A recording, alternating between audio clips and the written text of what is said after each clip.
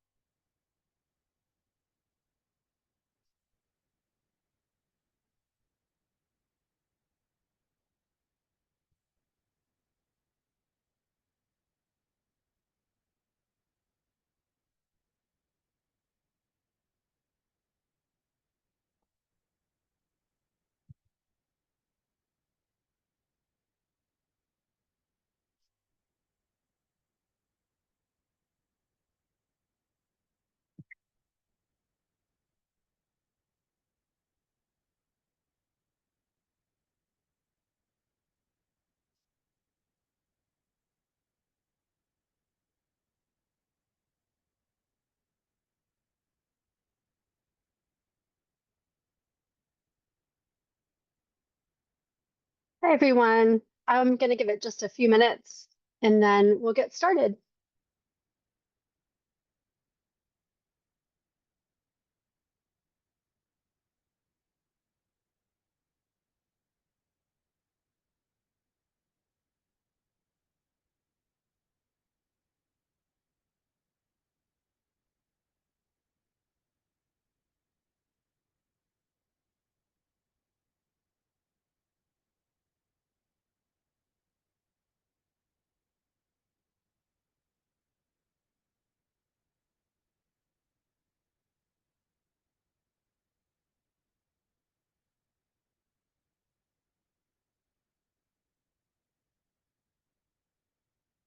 All right, it looks like it's 2 o'clock.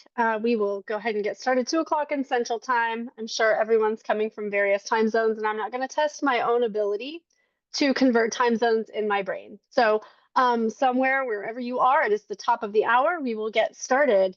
Thanks for joining us. We're the Child's Voice Project. We're trying to improve outcomes for children's families in the court by amplifying the child's voice in complex custody cases. You're joining us for our very first monthly roundtable. Our goal with our monthly roundtables is to really just start to have some discussions across the field from folks that work with children, from folks that are really passionate about empowering the voices of children. All of that across the board. And so this month we are here to talk about working with the complexity of child development. And I'm going to be talking a little bit about, like, rather than giving, I think, a standard lecture that I would give for my social work students, I thought it would be really helpful to just kind of talk a little bit about philosophically what it means to think about how children think and communicate and what that means for us as professionals across the board. So we might be attorneys, we might be guardians ad litem. There is a host of different professions that work with children. We could be working in the social work context, in a forensic context, as a psychologist. There are different ways that we're all coming to the table and really investing in better understanding the way children think and communicate and how we can really leverage and understand the complexity of child development. So with that in mind, I'm going to just give like a little bit of a quick introduction, let you know who I am and why I am talking about this topic. And then I'm just going to get into it. And then we'll reserve lots of time for having discussion. Really, the goal of these monthly roundtables is to facilitate conversation so that you're not just hearing one person talk. I mean, we're all here to learn from each other. And so how can we present different experiences that we have and really have conversations about what this means and how we can better think about the complexity of child development. And so just to get started, I have spent a lot of time working with children in a variety of different contexts. I have worked with children. I worked for over a decade as a public school teacher. So I worked with children ages preschool through high school. I've worked in the early childhood context. I've worked in the adult and continuing education context. My experience is ranging between working in general education to working in specialized settings with literacy and language acquisition, working with refugees, working with folks that do not speak English as their primary language. After my job in an education setting, I moved over to doing a school social work position. So really supporting families in the educational context. I went on to earn my PhD in human development and family science with an interdisciplinary focus in specifically child development, human development, family science, but then also social work and psychology. And so I really come to this from both a practical sense and a theoretical sense. I also have worked as a forensic child custody evaluator. I am currently a professor in a social work department at the University of Kansas. So kind of across the board. And I really want to talk about what child development looks like from a more conceptual standpoint. I typically underscore this if I'm teaching about this in an academic context, or if I'm lecturing on the topic in some kind of professional development setting. I'm usually giving more information about development and the actual stages and the traits of development, all of those things. But this is really intended to be more of a conversation, more of a time to pool our brains together as a profession. So I really just kind of wanted to keep it light and really talk about like how I think and how other developmentalists think about child development in a way that I notice isn't always congruent with how other people see child development. I am also admittedly a person that would rather talk to children any day than other adults. And so I spend a lot of time talking to children. I think they're so fun to engage with. I love learning about how children think. I love doing that, like not just in a clinical context, but also just in a relational context. So these images depict what we think child development looks like. So when I talk to other people about what they think child development looks like, they think of it in more black and white terms. They're really thinking about child development as somewhat linear, as direct, or sometimes if we add just a little touch of nuance, we might think about it as like we might realize that it's a little bit more chaotic and it's not exactly linear. So we would really see child development more in the image down below, where it's like still kind of black and white. We still think that it's this or that rather than this and that. But we know maybe it's not exactly linear, but we still see that there's, like some levels to development, which isn't untrue. Um, for those that know a thing or two about child development, though, they typically see things maybe a little bit more like these images. So we know that it's not black or white.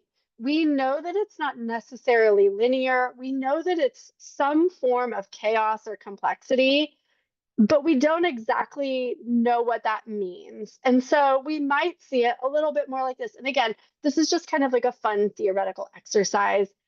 These aren't like actual clinical procedures of thinking about child development. I just want to make that really clear. This is more like conceptual and fun and just trying to be a little bit imaginative about the way that we think about how children talk and communicate and think and develop. So sometimes like we can see the different shades, but we're not necessarily still yet seeing the level of nuance. And so this image really depicts to me what child development looks like. So it's it's a lot of different things that are coming together in really specific ways. There's texture, there's complexity, there's some level of ordered chaos. There's not everything is exactly identical and not everything is expected.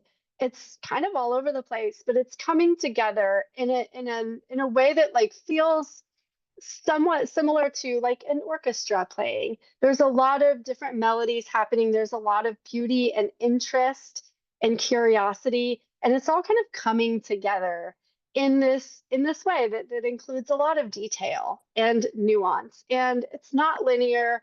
It's a little bit messy. It's also a little bit controlled. And so sometimes all we are able to see, though, we can't see the whole picture of child development. So when we're working with children, we're working with one specific child. If we're living with a child, we're really only seeing bits and pieces of what that development looks like at a time. We're really only seeing snapshots of what children are communicating to us or what they're capable of or what they're thinking all at once. So we're really only able to see pieces of that at a time. And so, you know, instead of seeing this entire image at once, when we're thinking about a child from a developmental context, we're usually just seeing this. We're seeing, zooming in on one part and really looking at and expanding and understanding that one part. We're really looking at how a few variables or pieces of development come together, and we're looking at that in a little bit of an isolation. So pretty rarely, I would say maybe never, are we actually really taking in the full developmental picture of a child, no matter what method or approach we're using to understand a child and their developmental context. And it doesn't mean that we aren't ever really able to fully grasp that. It just means that we don't see all of that at once. We're not able to necessarily hold the attention of all of that stuff all at once, but we can understand theoretically or conceptually that that complexity exists. So I think many of us, especially those of us that study children, that work with children, all of that, I think we really tend to, you know that this bigger picture is there, but we may not be able to fully grasp it or see it. It's like knowing that there's a whole huge world out there, but at the same time, not being able to grasp that level of expansiveness at the same time. So, with that in mind, I want to talk about okay, if we can't get the full picture, if we can't ever really fully grasp the absolute like multi-dimensional child development array that's in front of us when we're working with or interacting with children, then how do we start to better see and understand and unpack and work with the bits and pieces of a child developmentally? Well, that's really achieved through relationship and knowing that there are lots of different approaches and methods and interviewing and questioning techniques. We could really get into the weeds about that, but it all really starts with relationship building. So when I'm working with different professionals, when I'm working with my social work students, and we're really trying to get to the heart of how do we expand our minds and our understanding to fully grasp the complexity, the big picture of a child's development, and be able to untangle and understand and examine bits and pieces of that that really help us achieve certain goals or simply exist in a household together. It really happens specifically through that relationship building piece.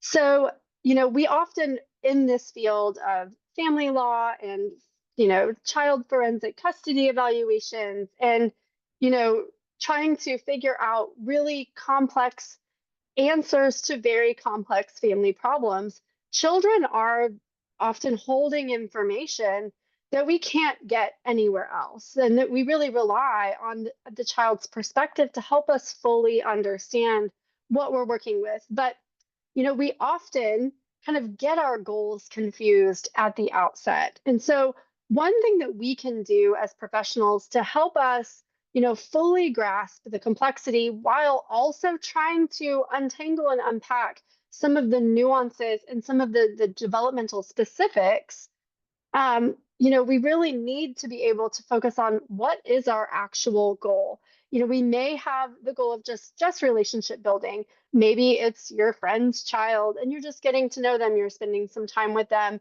You expect to encounter this child in a social setting. Maybe you're an educator and you are going to be working with this child in an educational setting. You might be a social worker or a psychologist and working with that child in a therapeutic or clinical context. You might be working with a child to specifically gather information about things that are difficult to gather information about. And, when we think about child development, we tend to think in that very black and white space. And I'm not saying we as in every single one of you, I'm saying we as in the profession. When we're having professional conversations about children, they tend to look a little bit like this.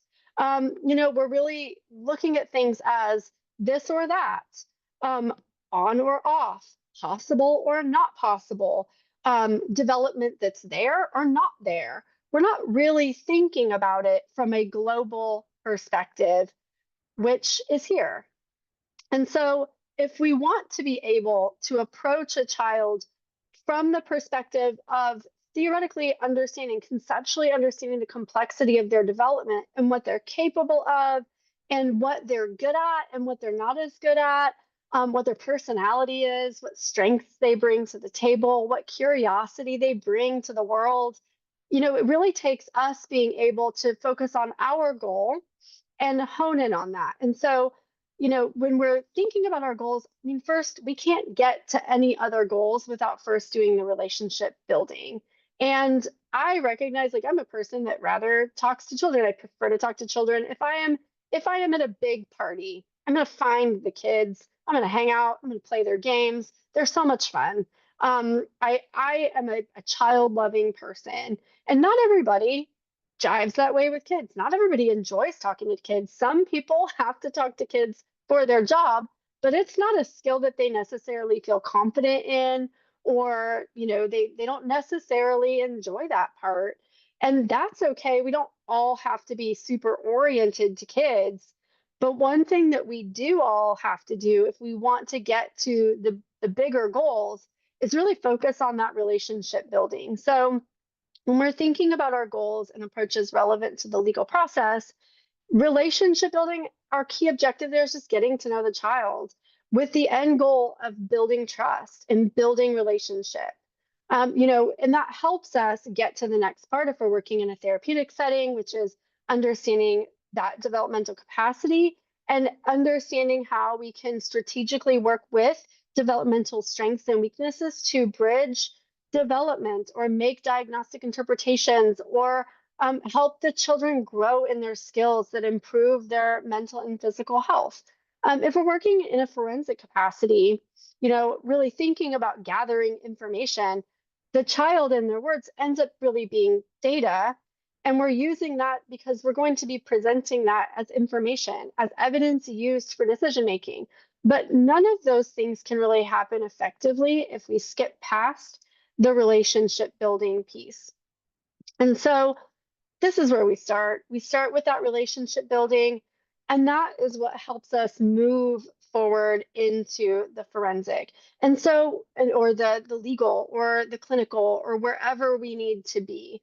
I really thought it could be helpful for us today to have some conversations about how we see child development. Do we see it a little bit like this and this and this? I mean, it's probably not either or. I would say a lot of the ways that we typically have conversations about children and the way they think and the reliability of their perceptions tends to look more like this. But that's probably not likely the only way that we see children. And so I would love to hear from all of you that are here with us today. How do you see it? How do you understand the way children develop?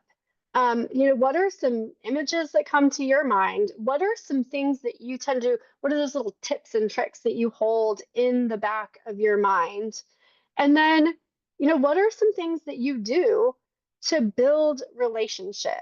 How do we build relationship to help us understand the perspective of the child? How do we build relationship for the purpose of seeing them as just people in the world? People in the world with circumstances just like everyone else. How do we think about children to help us as professionals build our own awareness of complexity? So really, what I love about relationship building is that the more that we focus on that piece of it, the more we really do gain very pertinent insights about things like the child's wishes, their needs, their developmental capacities.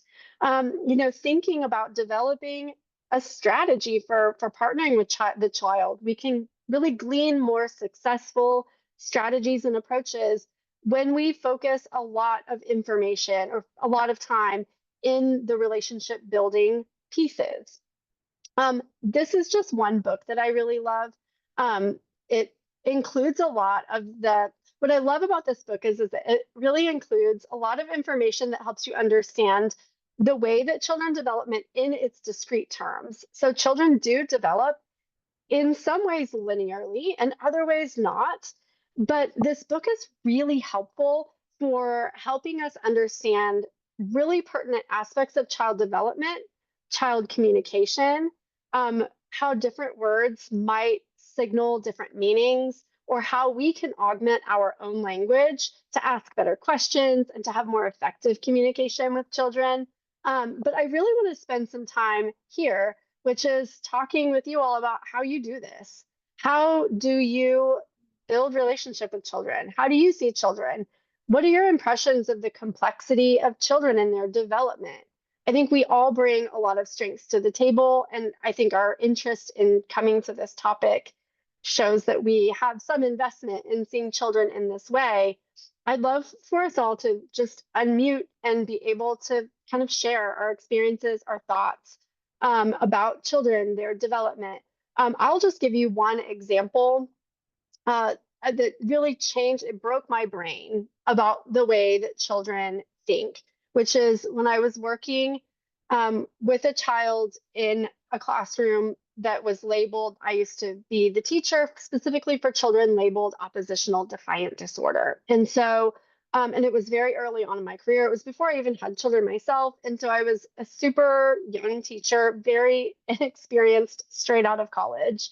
And I was working with a group of kids that were labeled as having behavior problems, had various diagnoses, and I ended up just kind of like throwing all curriculum out the window for a little bit because I noticed that these kids weren't focused, and they weren't focused in the way that, not in the way that like they might have attention deficits or whatnot. They were unfocused in the way that they weren't buying what I was saying.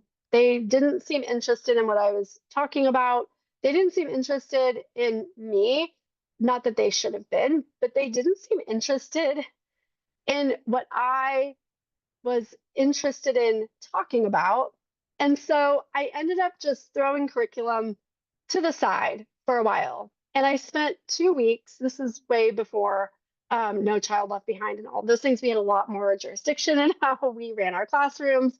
But we were able to just set curriculum aside and do nothing but just talk and get to know each other and learn about each other and play games. And so many of the kids that were in that classroom later said to me that it's not that they weren't interested in what I was talking about. It's not that they didn't care about what I was trying to teach them. It's that they didn't know if I cared about trying to teach them. And I thought that was so interesting that those words came out of the mouth of a sixth grader. He's like, I didn't know if you were there to care about me or if you were there to talk at me for an entire school year or yell at me. It's like, that is such a great point. The kids are already making assumptions about what they think we are there to do. And if we can set that aside and help them craft an understanding of what it looks like to have just a basic relationship, an interaction, a regular interaction, then you can be really frank with them and clear with them about what you are there to do. And they're a lot more likely to buy into it. And I learned that lesson directly from these kids that were essentially thrown out of every mainstream classroom and put in my classroom as a person that barely knew what I was doing in the world myself. And they just taught me so much about how I needed to set aside any agenda I had and only spend time focusing on what they were there to do or not do, or who they were as a person. I'm going to stop sharing for just a moment and open it up to the floor. That also helps me if people want to, share, turn your camera on. If not, no problem. It also helps me pay more attention to the comments. Does anyone else have an experience of like, you thought that children were going to be a certain way, and then you had an interaction with a child and it completely shifted your way of thinking? And if you don't, that's okay. I will tell you stories about how I did that for many years and continued to learn those same lessons over and over and still learn those lessons to this day every time I interact with a child. But I would love to hear from the crowd.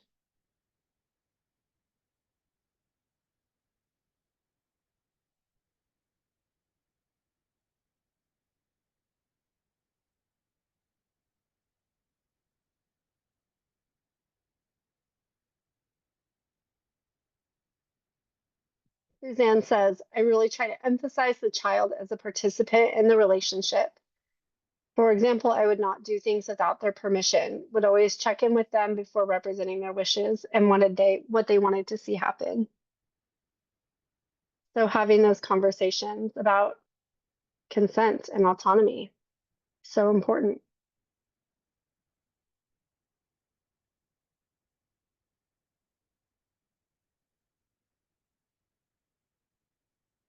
Sarika says, as a former AFC, I would give the space and autonomy to speak with them about whatever they were interested in or wanted to talk about during the initial interview. Be mindful of body language. Talk to them like they're people. Yes, they are people. What about young children? I think when I'm working in this space, one thing that I do get asked a lot is that they're little kids. How do you know that what they're telling you is actually what they're saying? And we know that kids will say some things. We know that they will use words that don't mean what they're trying to say. Does anyone have tips and tricks for how they get at that?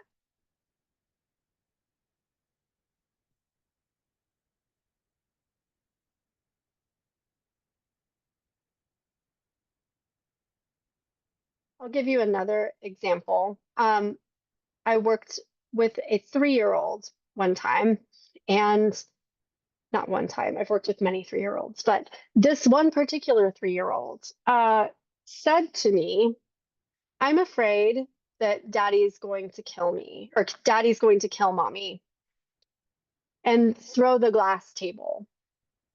And that was interesting to me. I said, well, tell me more about what you mean by that.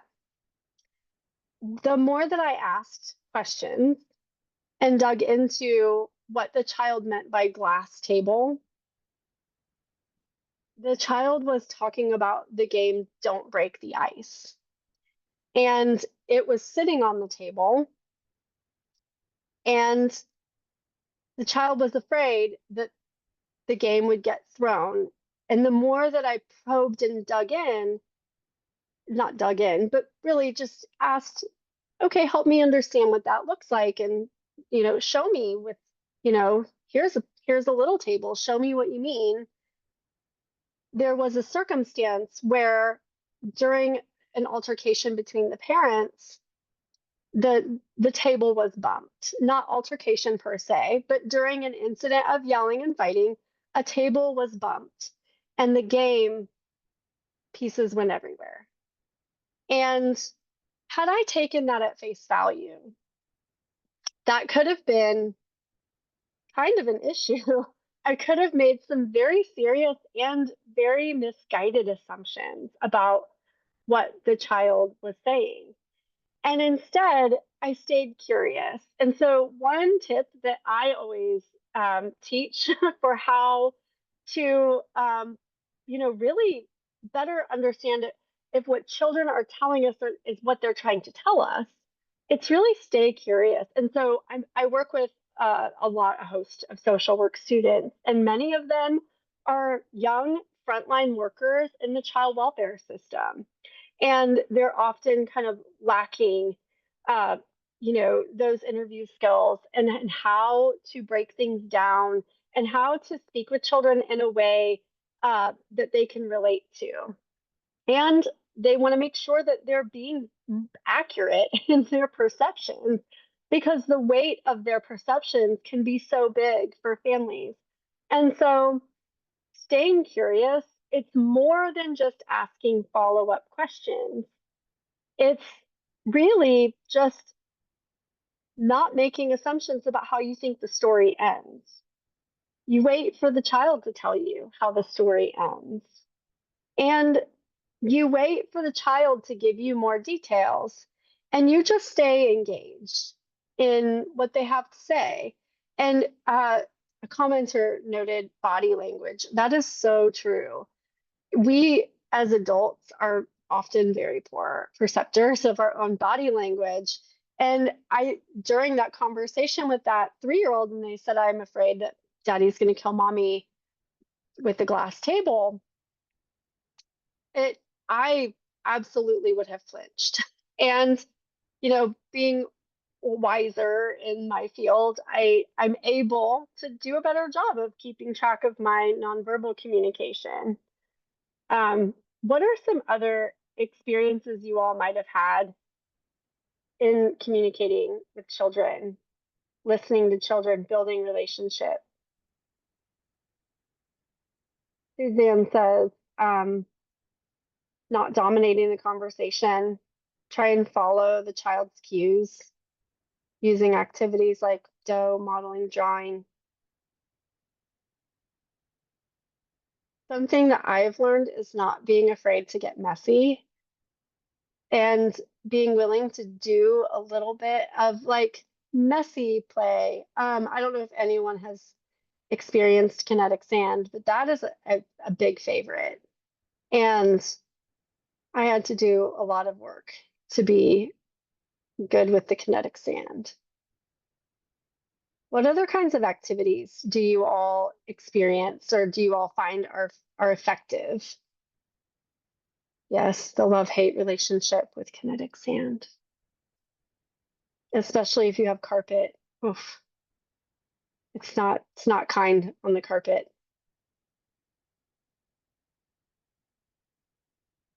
Play-Doh is fun. What other kinds of things do you all keep in your toolbox of things to do with kids?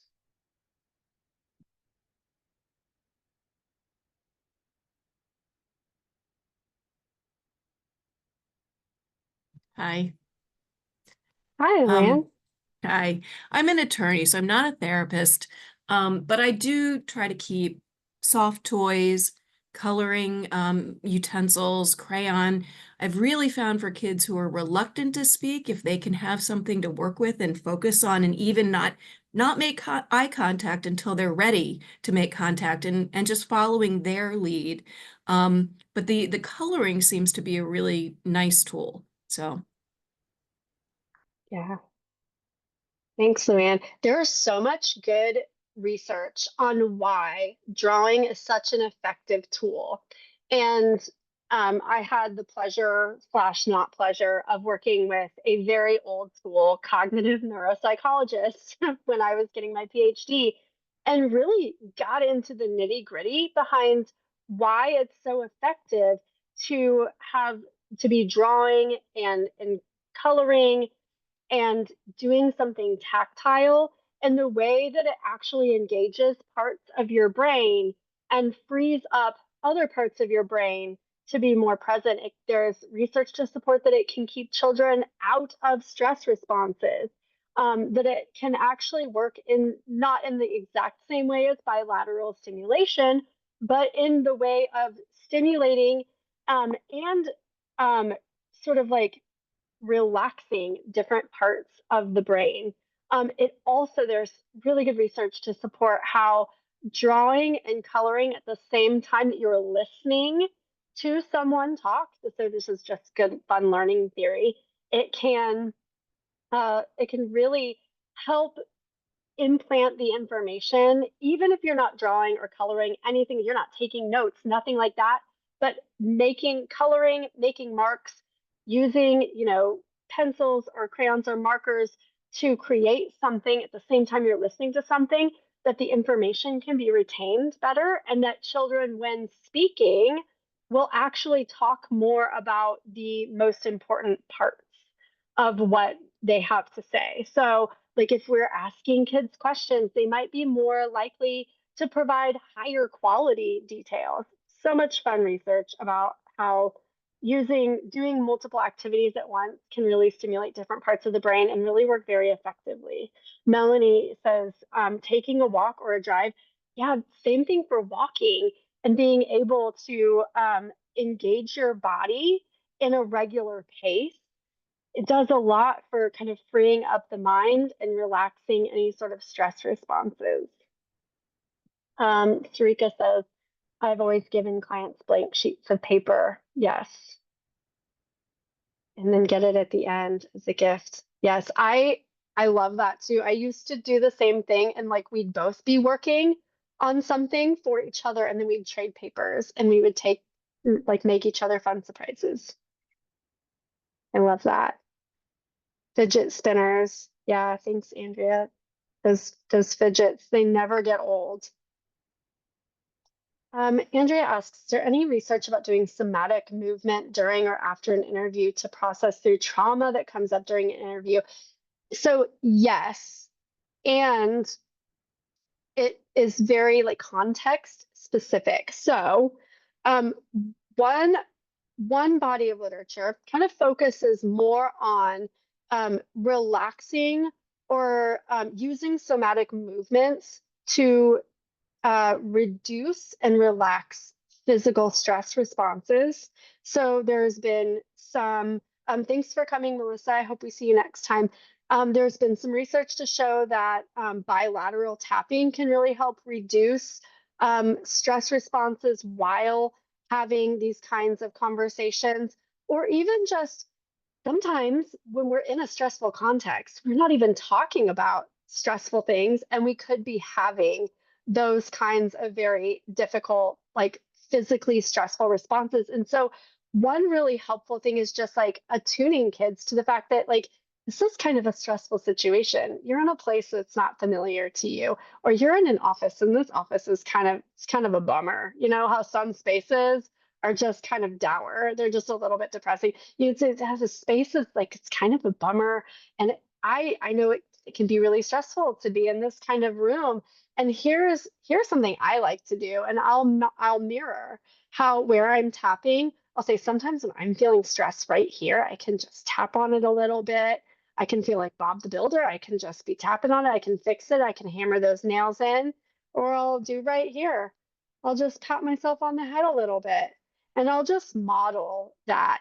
And it gives them the opportunity to engage in things that help them, they can just become more aware, because so often the traumatic and stressful embodied response is something that the child is maybe not cognizant of, specifically for younger children, specifically for certain children that do not see or think about their stress as manifesting physically. That doesn't make sense to all children. Like, I just thinking about, like, where do you feel that in your body? And some kids can say really easily, like, oh, I feel it right here, or I feel tension right here. But some kids are like, I don't know. I don't know what you mean. I don't know where to feel that. I don't feel it at all. And we used to do this thing in the classroom with my high needs kids, and we would say, okay, we're going to relax our heads. How does it feel different? Do you feel like you have a rock on your head right now? Does it feel like you took the rock away after we did a little head tapping? Just trying to help them think about where they might be feeling things, because so often they haven't developed the language for that. And so, yes, there is research to support that it can be effective for relieving stress in a moment. It can be effective for relieving stress in a moment that doesn't feel stressful. It can be more effective when we can help model developing the awareness and the literacy around where they feel the stress in their bodies. And there is a lot of research to support the use of somatic techniques in a clinical setting, specifically after discussing traumatic circumstances. A lot of really good evidence to support that practice. Let's see, I see a comment here. Discussion for another session, but trauma-based IEPs for children. Yes. Gosh, I honestly, Judge Stacy, I could talk about this for so long, because I used to sit on those IEP meetings. I was the one to be like advocating for what the kid really needed in the classroom. And so often we are not set up as a school or an institution to actually provide the level of needs and the kinds of needs that the student needs. And just one tension about that. So when I was teaching, it was a completely different educational climate. And now, looking at my own children, having sat in their IEP meetings, we really see that the teachers have even less flexibility. There's even fewer resources to really support kids with creative, like individualized somatic support. And but that said, I have seen so many educators be so creative, so many school administrators. It's become quite common to allow kids to just let them get up and take a walk. And that has become built into 504 plans and IEPs. Just being really flexible in understanding what the children need. Specifically, so those contested special education cases can be so hard because the child has needs, the parent has needs, parents have different needs, and then there's the custody case that's just throwing gasoline on the fire and making it all so complicated. And so, you know, being able to build into things like parenting plans that the child should be able to participate and give input to the kinds of needs that they have. And just adding in that one stipulation that the child should be able to provide some input and help us understand what they need, and that it's really the parents' job to support that. And I know it's difficult when there's disputes over diagnoses, but the one thing that I always love pointing out about IEPs and 504 plans is that they're not really operating based on diagnoses. They're operating based on school environment needs. And so if we are disputing about diagnoses, well, we don't have to actually have that conversation to agree that the child has educational needs and social and environmental needs that are required for that child to be successful in the classroom. And so we can all agree that we should do that. We should help that child be successful in the classroom, and we should help that teacher. We should give the teacher the flexibility and the tools they need to meet that child's needs too. I would love to have another conversation about how we handle IEPs and just diagnoses disputes. I think when I'm conducting research, this is a little bit off topic, but here we are. So I found in one of my studies, and this is unpublished as of yet, but there was a huge correlation between contested custody disputes, so that the high conflict in nature, and I say high conflict, and disputes of diagnoses. So a child has a diagnosis, there is not agreement about whether that child has a diagnosis. These are so difficult. And yeah, parent training and counseling around IDEA. How common is this related to services, including trauma-based IEPs, and who's qualified to do the training? That is such an important comment, because I would say, and this is just from kind of an academic, but also from a practice, direct experience standpoint, is the way that we talk about trauma informed, we're not talking about the same thing dependent on where we are coming from. So I could be saying trauma informed, and that means something to me.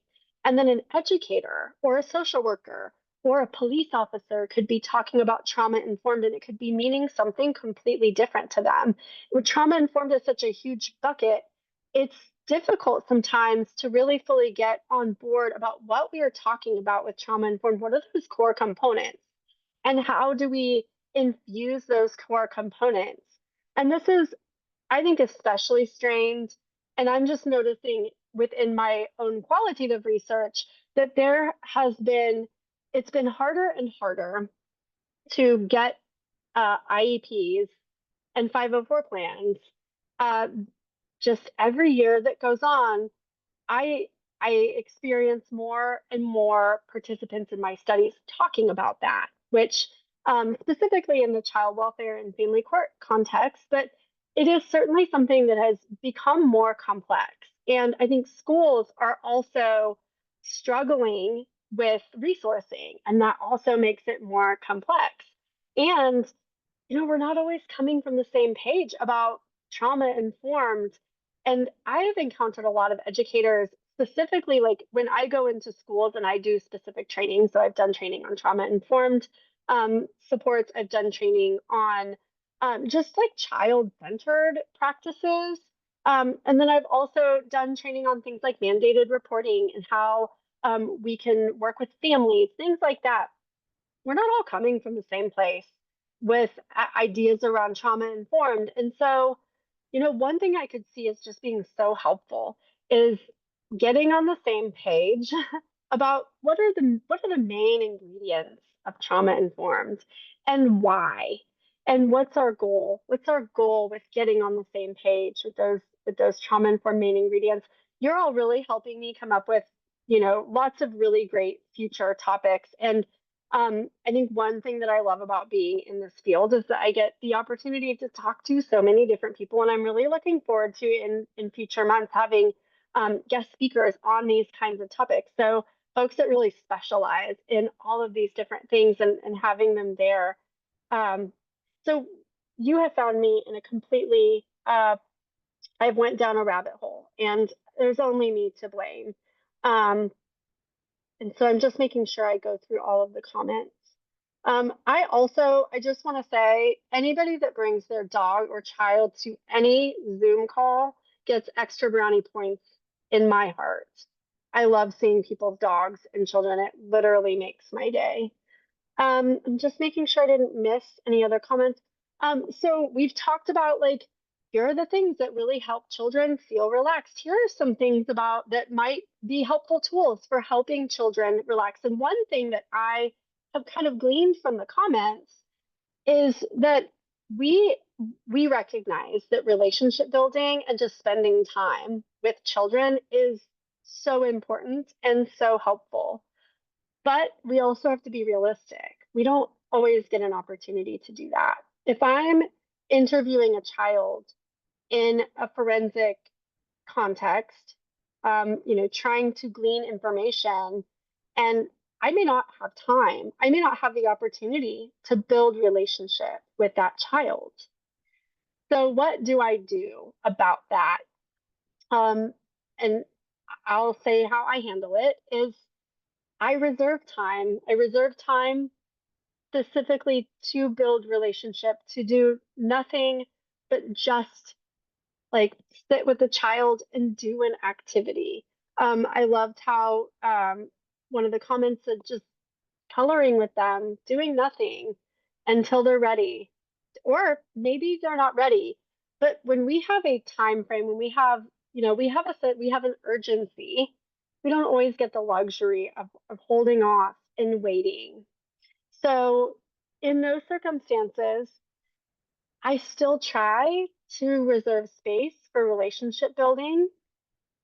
I love to ask kids questions about themselves. Someone in the comments mentioned that they like to just find out what the kids are interested in. I love asking kids about what they are interested in. I'll ask them, I try not to ask the typical, what's your favorite color? Or, what do you like to play? What's your favorite show? I like to ask kind of more surprising or less frequently asked questions. So I always like to say something like, hey, who is your very best friend? Tell me about your best friend. Who is your best friend? And if they don't want to talk, I'll say, guess what? I'm going to tell you about my best friend. And then I'll start describing my best friend. And then I'll say, what do you think my best friend's name is? And then they'll try to guess my best friend's name. Here's the trick. Here's the trick question to that. My best friend is always a dog, always. So we get to the end where I've talked about my best friend. They've guessed my best friend's name. I'll say, what do you think my best friend looks like? And then I'll start to give the kid hints. And then it's like a fun game. And that usually gets them involved. And then they will repeat that game back to me. So then they are like, okay, I see how this game works. I see. So now I'm going to describe a best friend.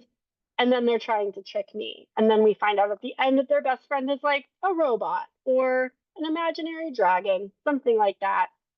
But I really try to entice kids with creative games. So one thing that we know about the way that children think and the way that they communicate is in situations of stress or mistrust, getting kids to think creatively actually shifts their thinking to using a completely different part of the brain. And that helps children kind of, again, like release the stress. Um, they're not necessarily building up as much stress and activating their fight or flight system. It actually allows them to shift to using a completely different part of the brain. And that will then relax the stress and it will give them an opportunity to engage in something a little bit creative and fun. And that play then opens up an opportunity because then they have had a chance to decompress, to regulate a little bit more. Also, fun fact for any of you working with children or youth that are extremely dysregulated, doing that kind of activity where it's like it's learning about them, but it's also imaginary, creative, fun. If you're not good at thinking about these kinds of things on the spot, pull out a book of Mad Libs.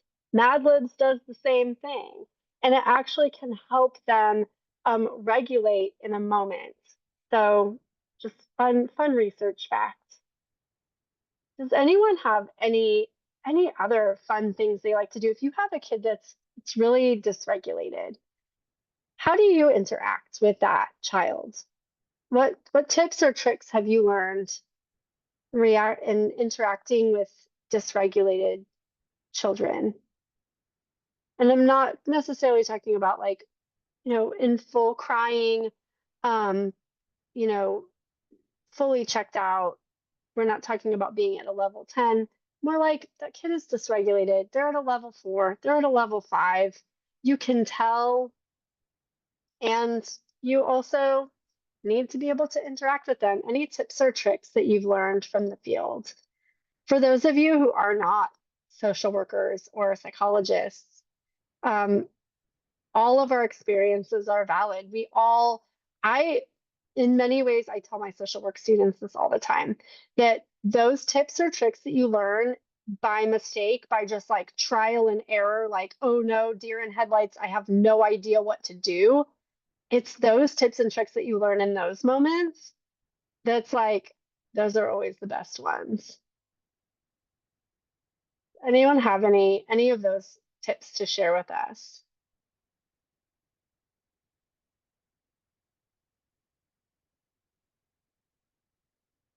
How do you interact with a kid that's a little bit dysregulated? This is just Bottenheimer. When my 2.5-year-old granddaughter is regulated, we start doing floor exercises, like running in place, and then we'll lay on the floor and we'll do leg lifts and we'll just get silly. Movement seems to help. Yeah, that's a great tip. Just getting those wiggles out can help so much. It helps me. Another one very similar to that is giving kids heavy things to carry. Not like really heavy things. Like we're not trying to give our kids a back injury or anything, but just giving them something like, hey, let's see if we can carry this heavy thing. And walking and carrying heavy things. Heavy work is great. Hi, Steph. This is Atia Mosley. I want to add in one of the tools that helped me years ago working with a child who was relatively shy was asking him to teach me how to play soccer, which was something he was good at. So asking children to do something that they're good at and teach you, especially to help shift the power differential, which can be evident just because we're adults and they're children. So Yes, that is such a good tip. I love that so much. And again, same thing with, the drawing or the being creative, it activates a different part of their brain. And then, yes, it's like, well, now you're not so intimidated because I don't know how to do anything. You can show me. And then they're really good at it. And then I know that like whenever I ask kids to play sports with me, they think I'm pretending to be bad. And I have to assure them, no, I am just not good. Truly not good. Melanie says tossing a ball back and forth. Yeah, that's playing basketball. One of those like portable basketball hoops is one of my favorites. Throwing it in, seeing who can get the most hoops in a minute. Any sort of fun games. If you have a kid that loves being competitive, tapping into that, so helpful. Well, it is almost the top of the hour, and I want to take a moment to invite you to sign up for our future conversations. So I am going to stick a link in the chat if you would like to sign up to receive information about future monthly roundtable discussions, any sort of training events that the Child's Voice Project might have.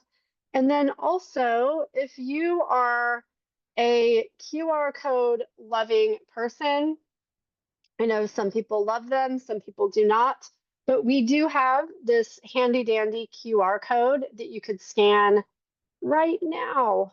You could just scan it with your phone if you love that. Or if you click the link, does the same thing, gets you to the same place.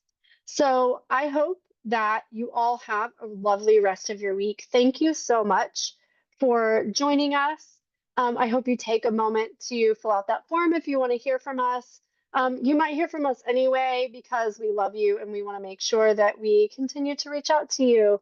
Also, in that link, there is an opportunity to tell us what you want to hear about. So we're going to be inviting specialists from across multiple fields.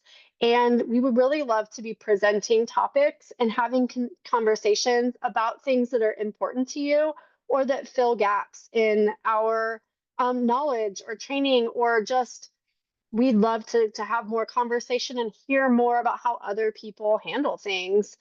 So that form also provides you an opportunity to give us some ideas for tips on topics that you'd like to see us present. And with that, does anyone have any final comments or questions?